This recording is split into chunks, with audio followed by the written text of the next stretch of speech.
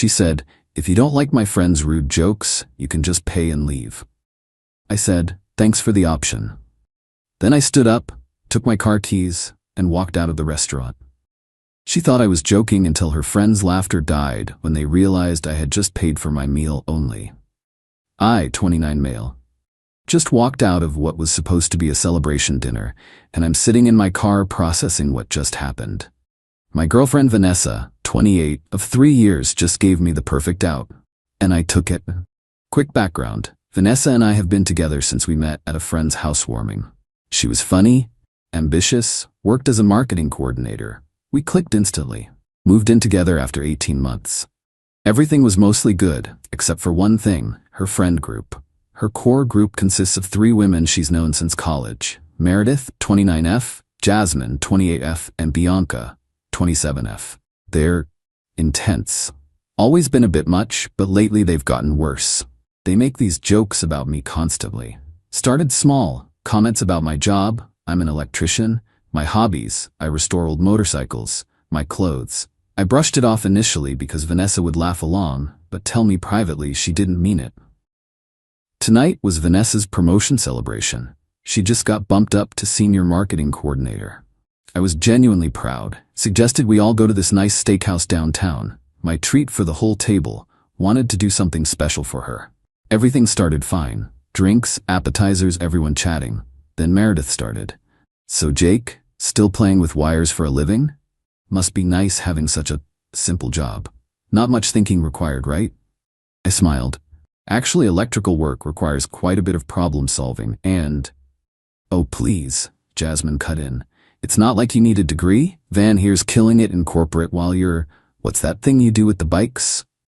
"I restore vintage motorcycles. Just finished a 1978 Honda." "How much money do you waste on those rust buckets?" Bianca laughed. "Vanessa, girl, you could do so much better. Remember Thomas from the conference? Now he had ambition." I looked at Vanessa. She was smiling, shaking her head like, "Oh, you guys," not defending me, not even slightly. The jokes continued through dinner.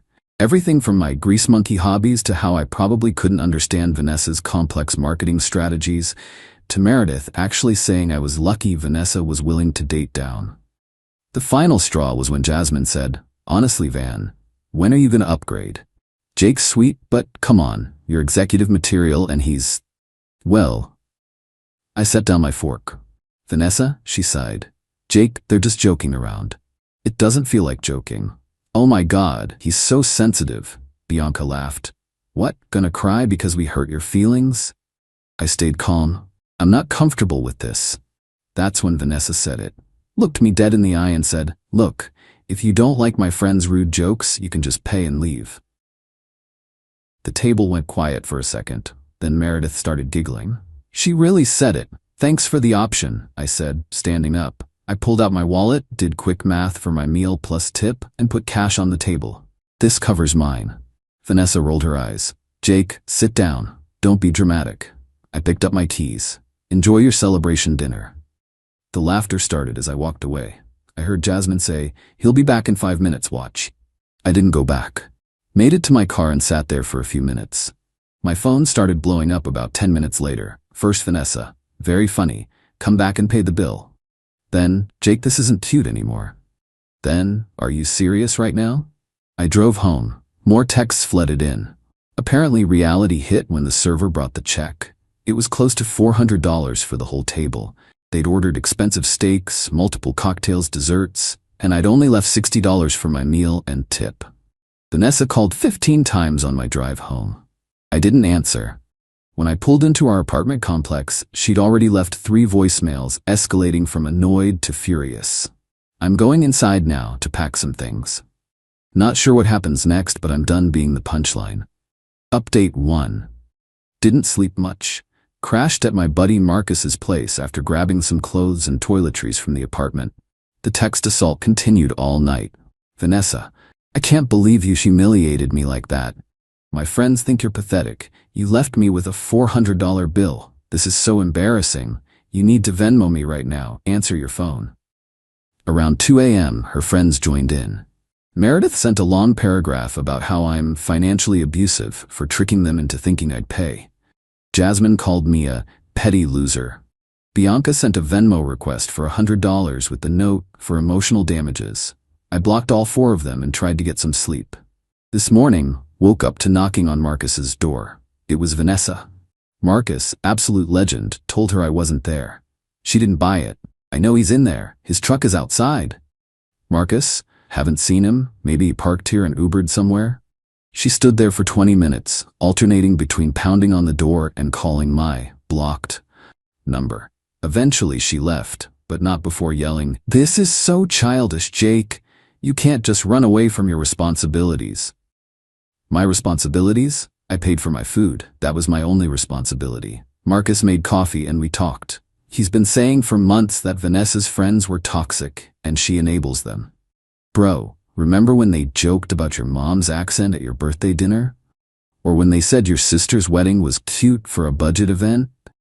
You deserve better. He's right. I've been making excuses for too long. Around 10 a.m., started getting calls from unknown numbers. Finally answered one. It was Vanessa calling from her work phone. "Jake, we need to talk." "Okay, talk. Not over the phone. Come home." "I'm good." "You're being ridiculous. So you got your feelings hurt. My friends were just having fun. You embarrassed me in front of everyone and stuck me with the bill." "I paid for my meal, Vanessa. You told me I could pay and leave. I took your suggestion. I didn't think you'd actually leave. Who does that?" "Someone who's tired of being disrespected." She switched tactics. "Baby, please, I'm sorry they went too far. Come home and we'll talk. Just, can you please send me money for last night? I had to put the whole thing on my credit card." No, you invited us out to celebrate your promotion. Then your friends spent the entire dinner insulting me while you sat there laughing. I'm not paying for that experience. This is insane. You can't just... I hung up. She started calling from other numbers. I stopped answering. But then something interesting happened. Got a text from an unknown number. "Hey, this is Bianca's boyfriend, Terrell. Just wanted to say I heard what happened and good for you, man. They've been talking trash about you for years." Bianca showed me the texts and honestly, you did the right thing. They're all at Vanessa's place right now, plotting some kind of revenge. Just thought you should know. Revenge? For what? For not being their personal ATM? Going to lay low at Marcus's for a few more days while I figure out next steps. The lease is in both our names, but I pay majority of rent, naturally. Going to need to deal with that soon. What kills me is not once has Vanessa actually apologized for her friend's behavior or acknowledged how messed up it was. It's all about the money and her embarrassment. Update 2. Well, the revenge materialized. It's both pathetic and infuriating. First, some good news. Went by the apartment while Vanessa was at work to grab more stuff. Found a notice on the door, noise complaint from Monday night. Apparently her strategy session with the Mean Girls Club got loud enough that multiple neighbors complained. That's going on our rental record. Great. Inside, the place was a disaster. Wine bottles everywhere, food containers on the counter, my PlayStation mysteriously missing. Found it hidden in her closet later. But the real kicker? She'd gone through my toolbox and sold several of my specialty electrical tools on Facebook Marketplace. Found the listings through a mutual friend. My Klein voltage tester kit 300s, Fluke multimeter, $400, and several other pieces, all priced to sell fast. I screenshot everything. Then I noticed something else. She'd been in my project room. The 1978 Honda CB750 I've been restoring. She'd listed it on Craigslist. Mechanic special, needs work, $2,000 OBO, must go ASAP. That bike is worth at least $6 in its current state, probably $10K when I'm done. And it's not even hers to sell. I called the police non-emergency line, explained the situation. They said since we live together, it's complicated, but selling someone else's property without permission is theft. They suggested I document everything and file a report. While I was taking photos, got a text from my landlord. "Jake, need to talk to you about the lease. Vanessa called saying you abandoned the apartment and she wants you off the lease. Also received noise complaint. Please call me." Called him immediately. "Mr. Chen's been my landlord for 3 years. Good guy." Explained the situation. "She says you moved out and won't pay rent anymore." I've been gone 3 days because of a domestic situation. I'm not abandoning anything. In fact, I'm in the apartment right now. She made it sound like you'd been gone for weeks. Look, between you and me, I'd rather keep you as a tenant. You've never been late on rent. Never had complaints until now. If you want to take over the lease solo, I'm open to that. What about her?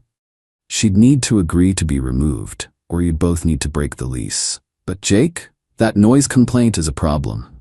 One more and I'll have grounds for eviction. Interesting. After documenting everything, I removed my bike from the apartment, took it to Marcus's garage. Also grabbed all my valuable tools that hadn't been sold yet.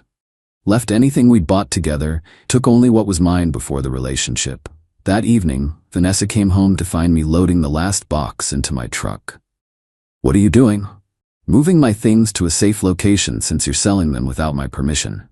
I needed money to pay for that dinner you walked out on. So you stole my tools. It's not stealing. We live together. What's yours is mine. That's not how anything works, Vanessa. She stood there in her work clothes, arms crossed. Behind her, I could see Meredith's car pulling up. Of course, you're not seriously ending our relationship over one dinner. It's not about one dinner. It's about 3 years of your friends disrespecting me while you enabled them. It's about you literally telling me to leave if I didn't like it. It's about you stealing from me when I took you at your word. Meredith got out of her car. Oh good, the loser's here. Jake, you owe Vanessa $400. I kept loading my truck. No, I don't. Yes, you do. You invited everyone out, and then paid for my portion when I was told to leave, which I did. Meredith looked at Vanessa. I told you he was too proud. Blue-collar guys always have fragile egos. I laughed. Actually laughed. My ego's fine. My boundaries are just finally clear. Loaded the last box, closed the truck. Vanessa grabbed my arm. Jake, please, let's talk about this. We are talking. I'm telling you I'm done. I'll deal with the lease this week. I suggest you find a roommate. Maybe one of your friends, since they're so successful and ambitious. You're really throwing away 3 years? No. You did that. I'm just refusing to subsidize it anymore.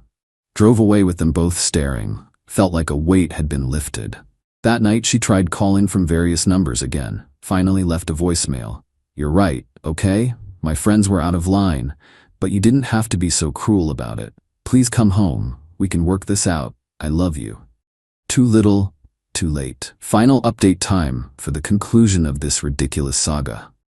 After I moved my stuff out, filed a police report for the stolen tools. With the screenshots of her Facebook Marketplace posts and my receipts, it was pretty straightforward.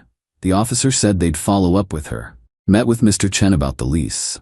Vanessa refused to be removed, thinking she had leverage. She didn't realize I'd been documenting everything. See, turns out, selling stolen goods online leaves quite a trail.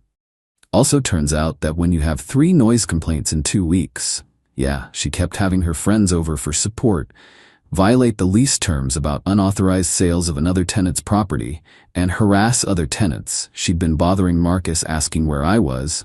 The landlord has options. Mr. Chen served her with a cure or quit notice. She had 3 days to remedy the lease violations or face eviction proceedings. Suddenly, she was very interested in being removed from the lease. But here's where it gets beautiful. Remember Terrell, Bianca's boyfriend? He reached out again. Turns out he was sick of Bianca's behavior too. The final straw? She'd been making fun of him to Vanessa and the others, calling him practice boyfriend until she found someone better. He dumped her and moved out of their shared place the same week. Then the dominoes started falling. Without Terrell paying half her rent, Bianca couldn't afford her apartment. She tried moving in with Vanessa. But remember that cure or quit notice? Having unauthorized occupants would violate it. Jasmine's situation imploded when her boyfriend saw the texts she'd sent me demanding money. He realized if she was this entitled with me, what was she like with him? They're on a break now. Meredith, the ringleader, lost her job, not because of this drama, but because she'd been spending work hours on social media talking trash about various people, including coworkers. HR finally had enough. Without a job, she couldn't keep up with her lifestyle. Meanwhile, I found a great 1-bedroom apartment closer to work. Rent's actually cheaper. Been focusing on my bike restoration, should have it completed by spring. Even picked up some side electrical work that's paying well. Yesterday, got one last text from Vanessa. She's moving back in with her parents. The friend group apparently imploded when money got tight and they started turning on each other. Bianca blamed Vanessa for ruining everything by dating down. Jasmine accused Meredith of being a bad influence. Meredith said they were all ungrateful. I see now how toxic they were, her text said. I should have stood up for you. I'm sorry. Is there any chance we could try again? I didn't respond. There's nothing to say. Marcus helped me move into my new place last weekend. As we were carrying boxes, he said something that stuck with me. Bro, you didn't just dodge a bullet. You dodged a whole firing squad. He's right. Oh, and the best part? I ran into Terrell at a sports bar last week. We grabbed a beer, compared notes on our exes. Turns out we have a lot in common. Both blue-collar guys who were dating women who thought they were settling. We're planning to hang out again this weekend, might check out a motorcycle show. Sometimes the best revenge isn't elaborate. Sometimes it's just refusing to be anyone's meal ticket or punching bag. They wanted me to pay? Well, they're all paying now, just not in the way they expected. My mom called me yesterday, said I sounded happier than I have in years. She's right. I am. Funny how much lighter you feel when you stop carrying people who don't respect you.